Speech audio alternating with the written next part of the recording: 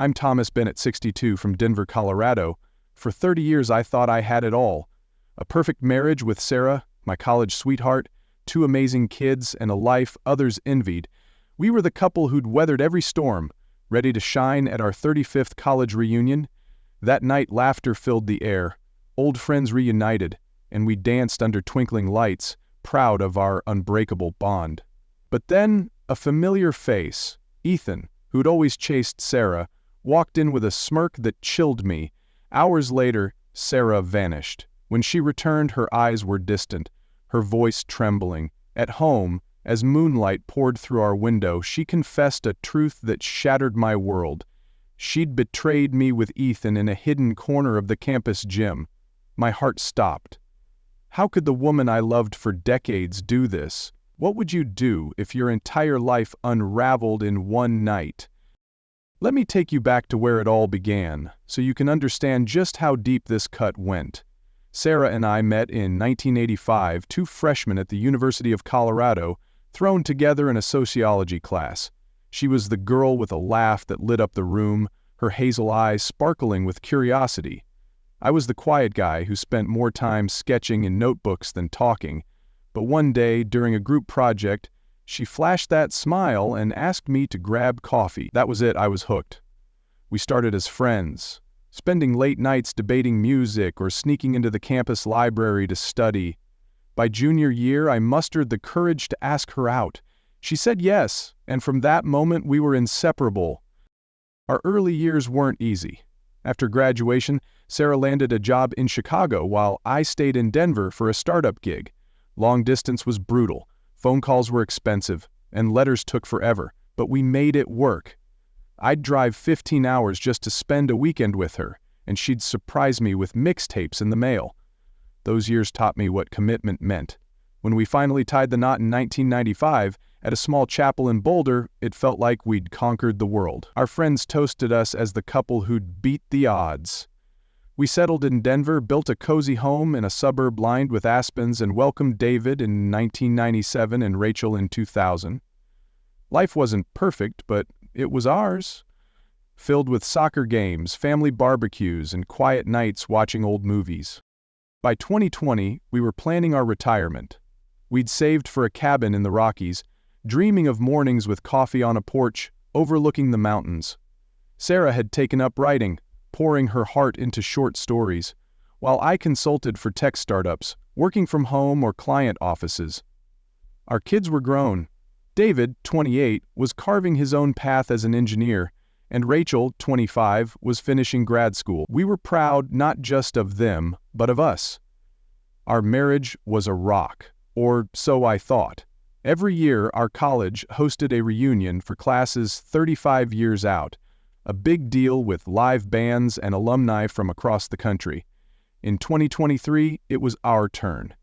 Sarah and I were thrilled, not just to reconnect with old friends, but to show off what we'd built, a love that lasted. The reunion was held at the university's grand ballroom, decked out with string lights and a playlist straight out of the 80s. We walked in hand, Sarah in a navy dress that still made my heart skip, me in a blazer I'd dusted off for the occasion. The room buzzed with chatter, old classmates swapping stories about careers, kids, and gray hairs. We laughed with our friend Lisa, who teased us about still being disgustingly in love. For a moment, it felt like we were 20 again, stealing glances across a crowded lecture hall. I remember thinking, this is what happiness feels like. Then Ethan walked in. I hadn't seen him in decades, but that smug grin was unmistakable. Back in college, he was the guy who never took no for an answer, always hovering around Sarah with cheesy lines and too long stares. He had even sent me a letter after our wedding, claiming Sarah deserved better. We laughed it off then, but seeing him now, at 60, still eyeing her like a prize, set my nerves on edge. I brushed it aside. Sarah was mine, and we were untouchable. He approached us, all charm and fake warmth, hugging Sarah a little too tightly. She pulled back, offering a polite handshake instead, but his gaze lingered. I asked if he'd brought his family, trying to keep things light. "Divorced," he said with a shrug, then added, "Guess I never found the one unlike you, Thomas." His tone was sharp, like a jab I couldn't quite dodge. As the night went on, we mingled, danced, and reminisced. Sarah seemed quieter than usual, but I chalked it up to the overwhelm of old memories. Then, around 10 p.m., I noticed she was gone. Lisa was missing too, so I figured they were catching up somewhere. I kept chatting, laughing with old buddies about dorm pranks and bad professors. But 45 minutes later, Sarah reappeared, her face pale, her hands fidgeting. "Can we go?" she whispered, avoiding my eyes. I asked what was wrong, but she just shook her head, insisting she was tired. The drive home was silent, an hour of tension thick enough to choke on. I kept glancing at her, but she stared out the window, lost in her own world. At home I couldn't shake the unease. Sarah slipped into bed, pretending to sleep, but I could tell she was awake. Around 2 a.m. she woke me, tears streaming down her face, her head buried in my chest. I held her, thinking she was emotional about the reunion, but then she spoke, her voice barely a whisper. "I was with Ethan tonight. My blood ran cold." She confessed they'd slipped away to the campus gym's locker room, a place we'd once snuck into as students for innocent kisses. My mind raced. Images of her with him, the man who'd always wanted to take her from me. I couldn't speak. She kept talking, saying it was a mistake, that she was drunk, that she stopped when guilt hit her. But all I could hear was the betrayal. The woman I'd built my life with had torn it apart in one reckless moment. I lay there, numb, as she sobbed, begging for forgiveness. But something inside me broke. How could I trust her again? How could I stay? By 4 a.m. I was packing a bag, my hands shaking as I grabbed my wallet and laptop. I left without a word, driving to a motel under the dim glow of dawn. As I checked in, my phone buzzed. Sarah, calling, texting, pleading. I blocked her number, my heart pounding with a mix of rage and grief. What would you do if your world collapsed in a single night? Would you stay and fight, or walk away to save yourself? Stay tuned to find out how I chose to rebuild from the ashes. The motel room was cold, the hum of the air conditioner my only company as I sat on the edge of the bed, staring at my phone, now silent after blocking Sarah's number. My heart was a storm of betrayal and disbelief replaying her confession. She'd been with Ethan in the campus gym's locker room, shattering our 30-year marriage in one reckless moment. How did we get here? To understand the weight of that night, you need to know the love we built, the life we shared, and why this cut so deep. Sarah and I weren't just husband and wife, we were partners, dreamers, and each other's safe haven. Our story began in 1985 at the University of Colorado, and it was the kind of love that felt destined. It started in a sociology class, where Sarah's laugh caught me off guard. She was vibrant, with hazel eyes that seemed to hold 1,000 stories, while I was Thomas Bennett, the shy artist sketching in the margins of my notes. A group project brought us together, and over coffee at a campus diner, we clicked. We'd talk for hours, about Springsteen's latest album, our dreams, our fears. Friendship turned to love by our junior year when I finally asked her out under the stars at a campus bonfire. Her yes was the start of everything. After graduation, life tested us. Sarah moved to Chicago for a marketing job while I stayed in Denver hustling at a tech startup. Long distance was grueling. Crackly phone calls, handwritten letters, and rare visits. I'd drive 15 hours for a weekend with her, sleeping in my beat-up Chevy to save money. She'd send me mixtapes, her voice recorded on the tracks, whispering, "Miss you, Tommy." Those years forged a bond stronger than distance. In 1995, we married in a small Boulder chapel, surrounded by family and friends who called us the real deal. We settled in a Denver suburb, our home a cozy split level with a backyard where we'd host summer barbecues. David arrived in 1997, Rachel in 2000, and parenthood became our greatest adventure.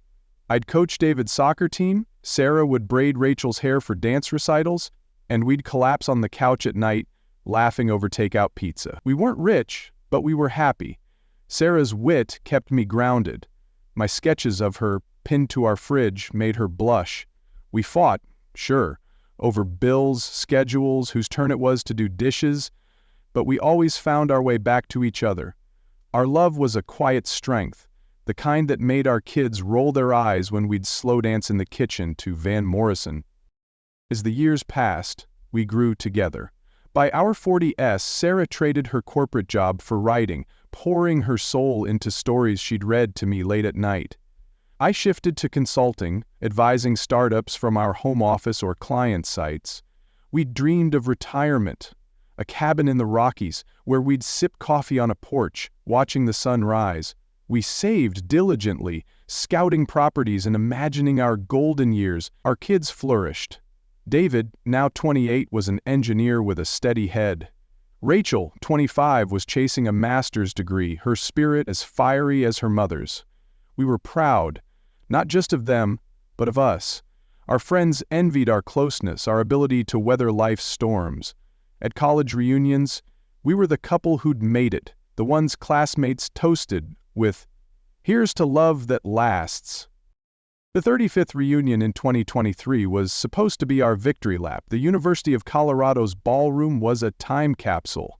80s hits blaring, string lights casting a warm glow. Sarah wore a navy dress that hugged her curves, her hair still long and wavy, and I couldn't take my eyes off her.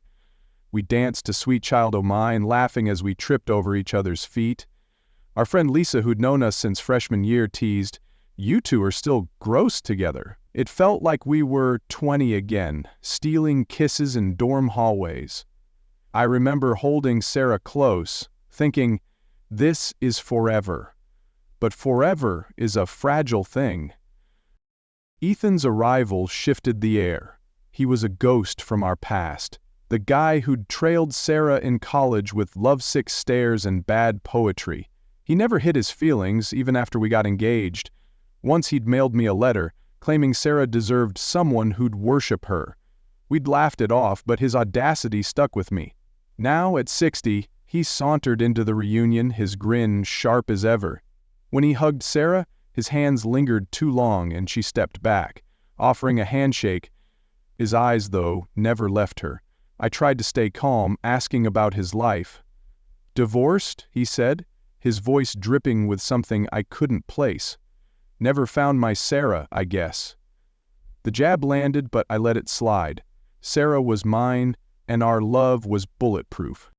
As the night unfolded, we mingled with classmates, swapping stories of grandkids and career pivots. Sarah seemed off, quieter than usual, her smiles forced. I chalked it up to nostalgia overload. Reunions do that. We danced, we laughed, but I noticed her glancing at Ethan, who hovered nearby, watching. I told myself it was nothing. Around 10 p.m., Sarah disappeared. I scanned the room, figuring she was with Lisa, maybe catching up in a quieter corner. I kept chatting, reminiscing about college pranks, but unease gnawed at me. 45 minutes later, Sarah reappeared, her face drained of color, her hands trembling. "Let's go," she muttered, avoiding my gaze. I pressed her, but she insisted she was just tired. The drive home was an hour of silence, her body rigid beside me, the city lights blurring past. At home, Sarah slipped into bed, her back to me, pretending to sleep. I lay awake, replaying the night. Around 2 a.m. she stirred, her sobs breaking the quiet. She buried her face in my chest, and I held her, thinking she was overwhelmed by memories. But then she whispered, "I was with Ethan tonight." The words hit like a freight train. She'd gone with him to the gym's locker room, a place we'd once snuck into as kids, giggling and in love. My mind spun. Ethan's smirk, Sarah's absence, her trembling hands. She said it was a mistake, that she was drunk, that guilt stopped her, but I couldn't hear past the betrayal. The woman I'd loved for 30 years, my partner, my home, had chosen another man. I lay frozen, her tears soaking my shirt, as the life we'd built crumbled around us. What comes next? When your heart's been ripped out, how do you pick up the pieces? The motel room's fluorescent light flickered as I sat on the stiff mattress, my suitcase half unpacked, Sarah's confession echoing in my skull like a bad song on repeat. "I was with Ethan tonight," she'd said, her voice cracking as she admitted to betraying me with him in the campus gym's locker room, a place that once held our innocent love-drunk memories. The woman I'd loved for 30 years, my Sarah, my home, had torn our life apart in one reckless hour. My heart pounded with shock, then rage, then a hollow numbness that scared me more than anything. I'd left our Denver home at 4 a.m., unable to look at her, unable to stay in the bed we'd shared for decades. I blocked her number, her texts pleading for forgiveness piling up unseen. How do you process a betrayal this deep? How do you face the person who was your everything, now a stranger? As dawn broke over the motel parking lot, I replayed the reunion night, searching for clues I'd missed. The University of Colorado's ballroom had been alive with 80s hits, laughter, and the glow of string lights. Sarah and I had danced, her navy dress swaying, her laugh pulling me back to our college days. We were the couple everyone envied, our 30-year marriage a testament to love's endurance. But Ethan's arrival had shifted something. His smirk, his too-tight hug, his barbed comment about never finding his Sarah had set my nerves on edge. I'd brushed it off, trusting Sarah's loyalty. When she vanished for 45 minutes, I thought she was with our friend Lisa, catching up. But when she returned, pale and fidgety, insisting we leave, I should have known. Her silence on the drive home, her trembling hands, they were screaming the truth I wasn't ready to hear. Back at the motel, my phone buzzed with calls from David, our 28-year-old son. I couldn't ignore him. When I answered, his voice was thick with worry. "Dad, where are you? Mom's freaking out." I took a breath, my throat tight, and told him there was no easy way to say it. "Your mom cheated on me last night with Ethan." Silence. David, always the steady one, stammered, "No way, Dad. There's got to be a mistake." I wished it was. I told him Sarah confessed that she'd gone with Ethan to the gym's locker room. I spared him the details. She'd said it was a drunken mistake, that guilt stopped her, but I couldn't sugarcoat the truth. "I need time, David," I said. "Don't tell Rachel yet." My 25-year-old daughter was fiery, emotional. I wasn't ready for her to carry this weight. I texted her a lie about work stress, saying I'd be out of town, buying myself space to think. Sarah's betrayal wasn't just a moment. It was a wrecking ball. I'd idolized her. Her wit, her warmth, the way she'd read her stories to me late at night.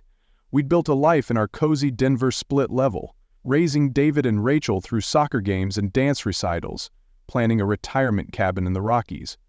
She was my partner, my confidant. But Ethan?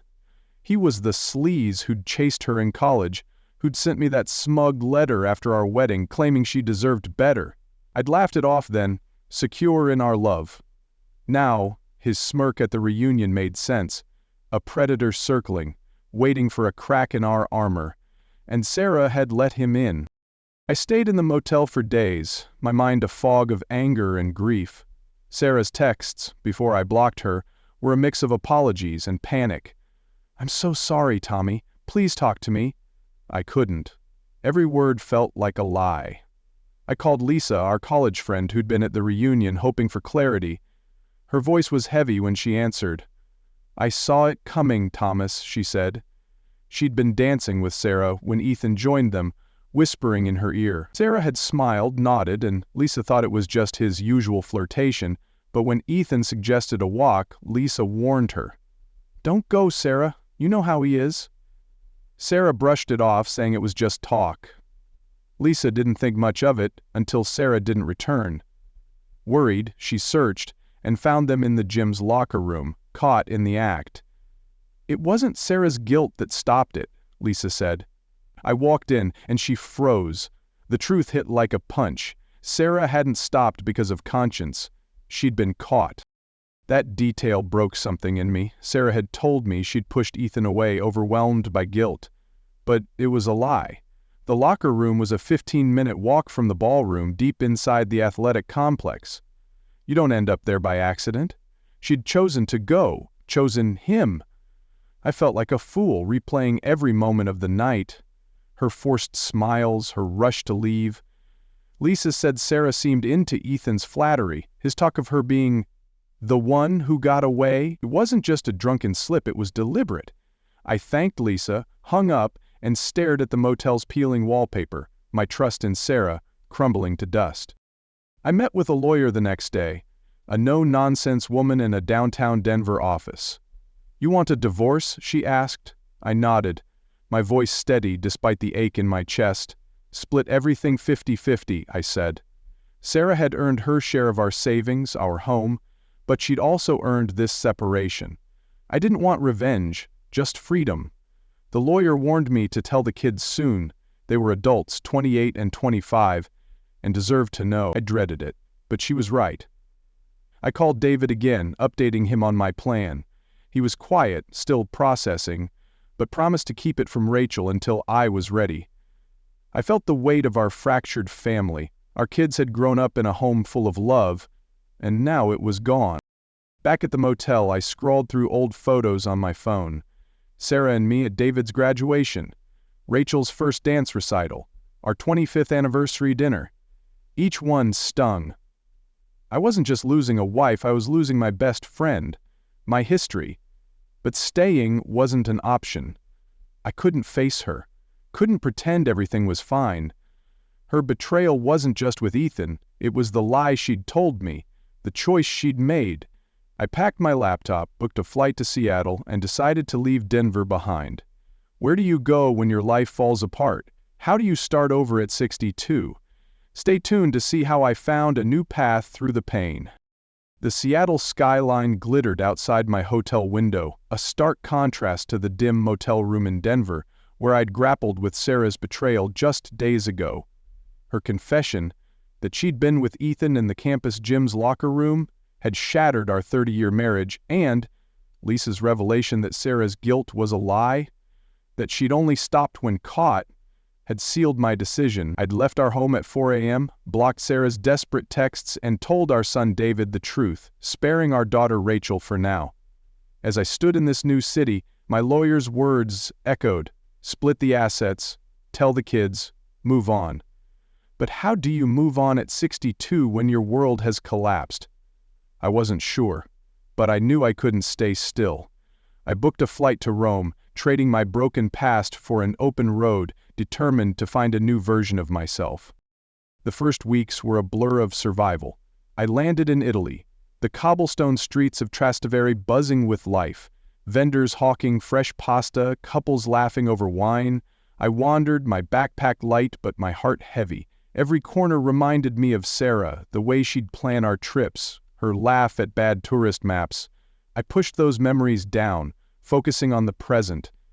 The tang of espresso, the warmth of the Colosseum's ancient stones. From Rome I moved to Florence, then Athens, each city a step away from the pain. By the time I reached Bangkok 6 months later, I felt a shift. The vibrant chaos of street markets, the hum of tuk-tuks, sparked something in me. I wasn't just running, I was living. At 62, I was a nomad, untethered, chasing moments instead of memories.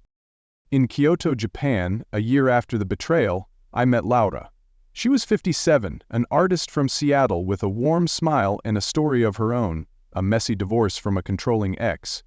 We crossed paths on a trail up Mount Inari, both of us panting under the red torii gates. "First time solo?" she asked, noticing my worn hiking boots. We talked for hours, sharing tea at a hillside cafe, bonding over our love for quiet moments and new beginnings. Laura wasn't looking for romance, and neither was I. We became travel companions, planning trips together to Vietnam, Peru, and Iceland. Over late-night conversations in hostel lobbies or under starry skies, we shared our scars, her abusive marriage, my shattered trust. Laura's resilience inspired me. "You're not starting over," she said once, sketching a glacier in Greenland. "You're just starting." Those words stuck. Back in Denver, Sarah was unraveling. David kept me updated, his texts short but heavy. Rachel had moved in with her mom, trying to help, but Sarah's guilt had morphed into something darker. She'd become clingy, calling the kids constantly, panicking if they didn't reply. David said she'd driven to my old client offices, searching for me, only to learn I hadn't been there in weeks. Rachel, still in the dark about the affair, thought her mom was just grieving my absence. I finally called her, my hands shaking as I sat in a Lisbon cafe. "Your mom cheated, Rachel," I said, my voice steady but soft. "I'm not coming back." She cried, begged me to reconsider, but I couldn't. I told her to stay with Sarah, to be there for her, but I could hear the crack in her trust, too. Sarah's spiral deepened when she reached out to Ethan, desperate for the connection she'd risked everything for. David told me she'd called him, believing his reunion flattery about lifelong love. But Ethan, true to form, ghosted her after learning about our divorce. He admitted he'd only wanted a fling, not a commitment, leaving Sarah crushed. She sank into depression, refusing to eat, locking herself in her room. Rachel tried to help, but Sarah's neediness pushed her away. David said his mom had changed. Once vibrant and strong, she was now fragile, controlling, a shadow of the woman I'd loved. I felt a pang of pity, but not enough to turn back. She'd made her choice, and I'd made mine. I met with my lawyer via Zoom from a hostel in Cape Town, finalizing the divorce. We split our savings and the equity in our Denver home 50-50. I gave my half of the retirement fund to David and Rachel, knowing they'd use it wisely, David for a house, Rachel for grad school. I didn't need it. My new life was lean, built on experiences, not possessions. The lawyer urged me to meet the kids in person, so I flew back to Denver for a quiet dinner. Rachel hugged me tight, tears in her eyes, still hoping I'd forgive her mom. David, more reserved, just nodded, understanding my resolve. I told them I was divorcing Sarah, not them. "I'll always be your dad," I said, my voice catching. They nodded, but I saw the pain in their eyes. Our family, once a haven, was fractured. Over the next 2 years, I leaned into my nomadic life. From the fjords of Norway to the deserts of Morocco, I collected moments.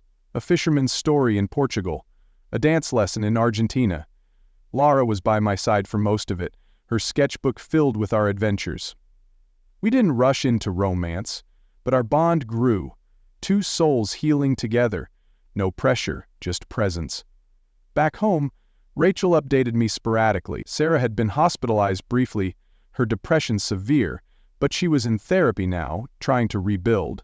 Rachel moved out after a year, unable to handle her mom's controlling behavior. David kept his distance, too, both kids torn between love and frustration. I urged them to support Sarah, not to hate her, but I could feel their disappointment mirroring mine. By 2025, 3 years after the reunion, I was a different man. The pain of Sarah's betrayal hadn't vanished, but it no longer defined me. I'd found joy in the unknown, in the freedom of a life unmoored. At 62, I was stronger, wiser, proof that you can rebuild after heartbreak. But a new challenge loomed. David's wedding was approaching, and I'd have to face Sarah again. Would I stay steady in my new life, or would seeing her reopen old wounds? How do you stand tall when your past comes calling? Stay tuned to see how I faced that moment and kept moving forward. 3 years after Sarah's betrayal in that campus gym locker room, I stood stronger. At 62, my nomadic life a tapestry of new horizons woven with Laura, my travel companion. From Kyoto's serene trails to Morocco's vibrant souks, I'd rebuilt myself, leaving Denver's pain behind. Divorcing Sarah, splitting our assets, and giving my share to David and Rachel had freed me. Sarah, meanwhile, spiraled into depression, her controlling behavior pushing our kids away. David's texts painted a grim picture. She'd chased Ethan, only to be discarded, her once vibrant spirit now fragile. As I planned a future closer to my kids, David's wedding in 2025 loomed. A moment I'd face Sarah again. Could I hold my peace, or would old wounds resurface? The answer came in Kentucky, at a celebration that tested us all. The wedding was at a rustic barn outside Louisville, fairy lights twinkling against a summer dusk. Laura, radiant at 57, held my hand as we arrived. I'd warned her about Sarah, and she squeezed my fingers, unfazed. Then, I saw Sarah across the room, her face older, her eyes heavy with regret. She wore a green dress, her long hair now short, a visible sign of her unraveling. Our son hadn't told the bride's family we were divorced, so they seated us together at dinner. Sarah's polite smile faltered as she noticed Laura. "You look happy, Thomas," she said, her voice tight. I nodded, keeping it cool. I cut the toxicity out. Her eyes darted away, stung. When she asked if Laura was my girlfriend, I replied, "That's not your concern." I focused on the bride's parents, avoiding Sarah's gaze, but tension hung like a storm cloud. As guests mingled, Sarah cornered me, grabbing my wrist, tears brimming. "We need to talk," she pleaded, her voice loud enough to turn heads. Laura stayed calm, but I felt the old anger flare. "Not here," I said firmly. Sarah's eyes flicked to Laura, her tone sharp. "Are you marrying her?" Before I could answer, Rachel, our 25-year-old daughter, stepped in, her face fierce. In a low, commanding voice, she told her mom, "You chose Ethan over Dad. You don't get to ruin this day. Move on or you're out." Sarah's grip on me loosened, her face a whirlwind of anger, betrayal, then sadness. She stared at me for 3 seconds, silent, then walked away, retreating to a corner. Rachel hugged Laura, apologizing, but Laura brushed it off, saying, "Your daughter's a force." I nodded, proud but aching. Our family, once whole, was fractured by Sarah's choices. The wedding went on, but Sarah stayed distant, excluded from the joy. David later told me she'd taken it hard, seeing me move on while she remained alone. I felt pity, but no regret. I'd chosen peace over pain, a lesson hard learned at 62. Now I'm planning a home base in Colorado, near David and Rachel, maybe for grandkids someday. Laura and I aren't rushing into anything, but we're open to what's next. Life taught me you can start over at any age, building a future true to yourself. To you watching, have you faced a betrayal that changed everything? How did you rise above it? Share your story in the comments. We're all in this journey together. Subscribe for more tales of resilience, and let's keep finding light in the dark.